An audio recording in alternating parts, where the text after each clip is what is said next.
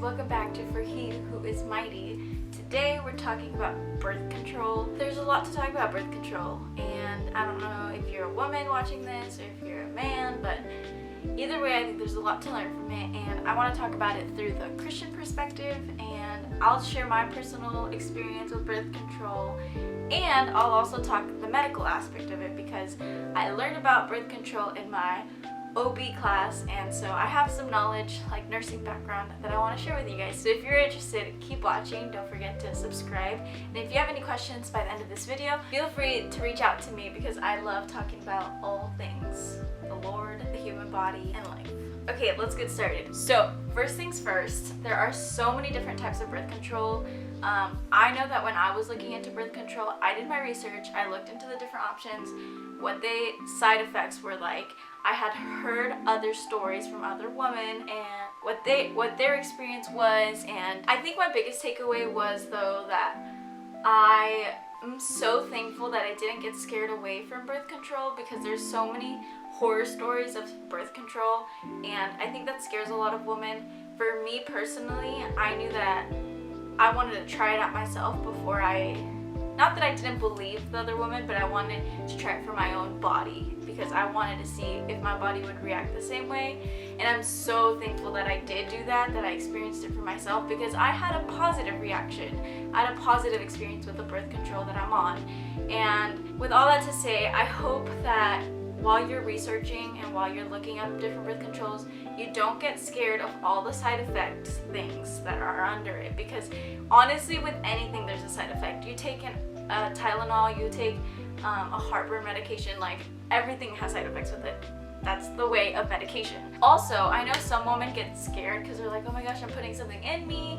Like, what is it gonna be like? Is it gonna mess my body up? Like, there is a lot that goes into it, but I think if you're wise about it, and this is where the Christian perspective comes in, everything that I do, I try to include God in it. Obviously, there's some little things that I forget to pray here and there because I'm not a perfect Christian, but everything in me does want to include God in my life, especially with birth control, because that is a part of your body that you're changing up your body a little bit. You're including some hormones, some additional hormones that aren't initially there in your body. So I obviously prayed about it and I did my research. I talked to David about it because his opinion mattered to me too. And when we looked into it, we came to the conclusion that yeah, let's try out this birth control. But I think there's a lot of wisdom that comes with it. So be in relationship with Jesus, because that's the most important thing. When you're in relationship with Jesus, you're guided by the shepherd. The shepherd is the one who leads you, and if you become one of his sheep, it's so easy to go through life and it just makes it more peaceful, more joyful. That's a whole nother story. But this applies to birth control too, because I think if I wasn't at peace with the birth control I was on, I wouldn't have chosen it and I wouldn't have been on it for this long that I've been on it. So there are 7 different birth control types that I was taught. I was taught the side effects and I was taught how they're administered and all the things. I have 1 out of those 7. So let's start with birth control pills because those are the most common.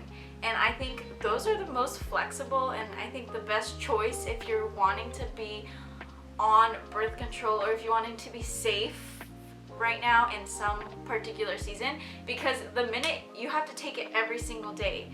If you miss one day, that exposes you to becoming pregnant because your uterus is like, all right, we're ready, let's go.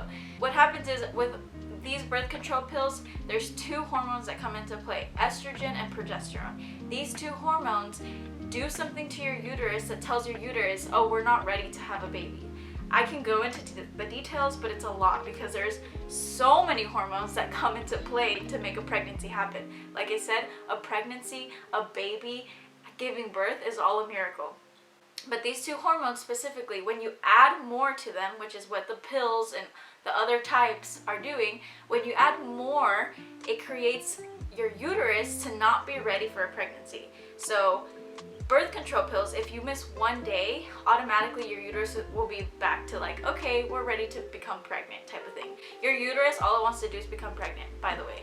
There are a ton of side effects too, but there are a ton of side effects with all of them. So you have the depression being one thing, gaining weight is another, having mood swings is another. Like I said, you're adding more hormones. So just imagine if you struggle already with like the hormonal side effects while you're on your period, just amplify that a little bit. That's what kind of it feels like. So I personally did get those hormonal side effects when I was on my period without birth control, and so I mentally had to prepare myself like, okay, I know I'm adding more hormones to my body. How am I going to deal with this? How am I going to make this known to the people around me? Like, hey, I'm having a little hormonal episode. Like, hold on, let me gather myself, and then I'll come back because I'm all over the place. And that helped me a lot, because mentally preparing yourself, knowing that there's mixed emotions that are going to come with it, really prepares you. The second one is the Nuva ring.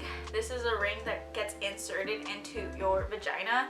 It's a plastic ring, and it just enters into your vagina, and it just secretes the hormones. So that one, I mean, you don't have to worry about it. It's there, it's doing its thing. This one is more flexible in that you have to remove it every 3 weeks, or replace it every 3 weeks. So this one's a longer time, but you also have to remember, in 3 weeks I have to go get another one, or I have to get this one out and get another one in. There's the copper IUD, and I think this one's the least common because it's copper, and this one though, it's the least common, but it's the one that lasts the longest. So this one goes on for 10 years. You leave it inside. There's actually a string that is hanging from the copper IUD, and I think they do that just so the copper IUD doesn't get lost. But that one lasts for 10 years, and I think it also just gets inserted in this one gets inserted in your uterus wall instead of your vaginal wall. And again, doing the same thing, a hormonal addition to telling your uterus to not get pregnant. Next is the progesterone IUD. There's 3 different types under this progesterone IUD. This one can range from 3 years to 5 years. Does the same thing. It's an IUD. It also gets inserted into your uterus. I think the number one side effect for this one specifically is that they say you bleed for like 6 months straight. You literally have your period for 6 months straight, and then after that you don't get your period for the next year, so that you have this progesterone IUD. This is the one with the Mirena, the Skyla IUD, and the Kylina IUD. My professor called it the Skyla sister IUDs. I don't know if you've ever seen Hamilton, but that's what she referenced it to. Then you have the transdermal method, where it's just a patch of hormones and they just put it on your arm, and that one through the skin secretes the hormones, and it gets to your uterus and tells your uterus to not get pregnant. That one's easier also because you can just, I'm done with it. Or you can also put it on your abdomen or on your butt.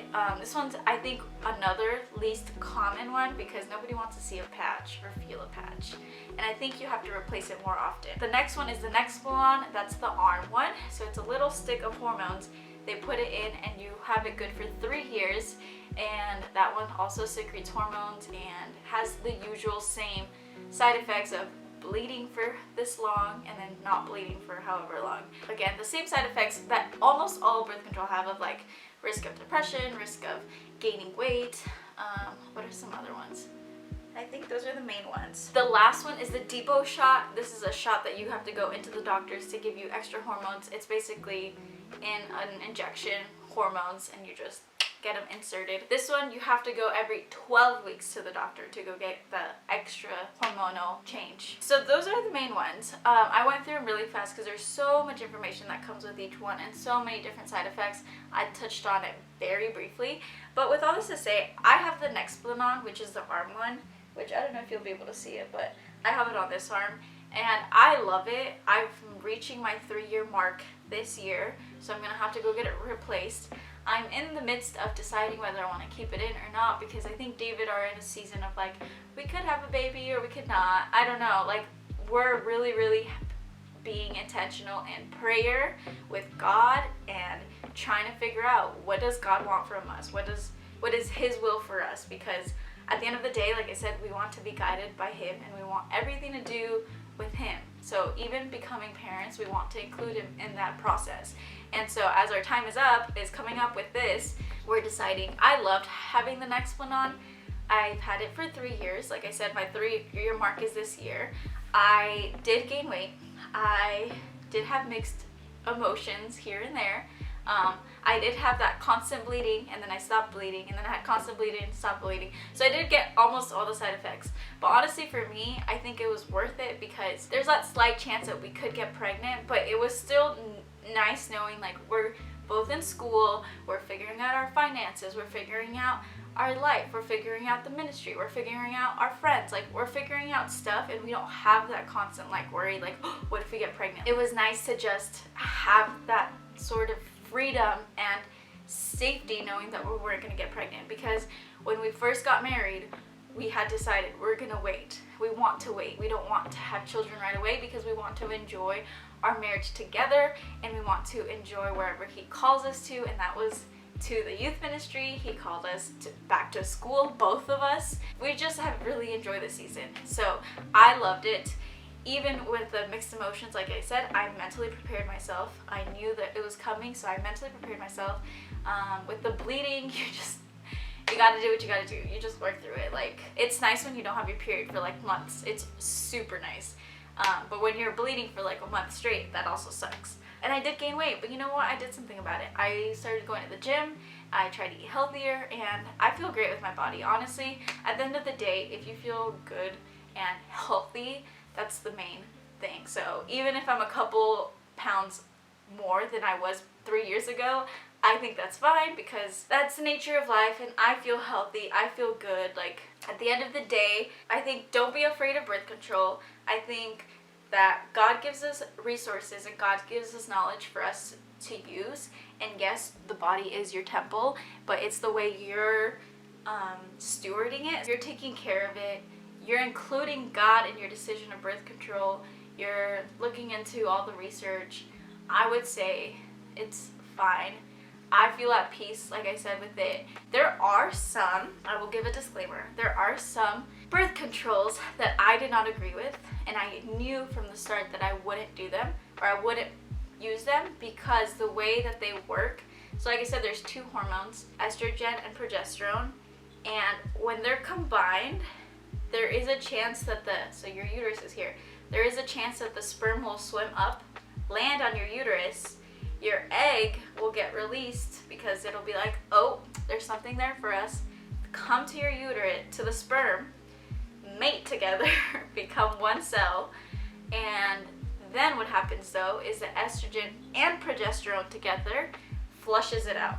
And so you essentially flush out a little embryo, because it happened, like they combined, but because the estrogen and progesterone from the, not mine is just progesterone, mine is not estrogen. So I looked into which one specifically was estrogen, which one specifically was progesterone, and which one specifically was combined. And that is further details, you guys.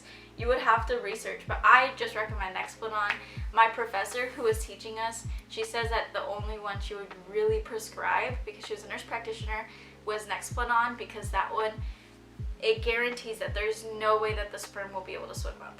And if it does end up swimming up, there's no way it can attach to the uterus, because the uterus is going to be thinned out. There's no way it can attach. So with all that to say, there's so much I can talk about birth control. I can keep going and going and going. But at the end of the day, like I said, include God in your decision. Include God while making the decision, because He will reveal it to you. He will give you the peace. And that's how we made the decision to be on Nexplanon. So thank you guys for watching, and I will see you guys next time. Bye!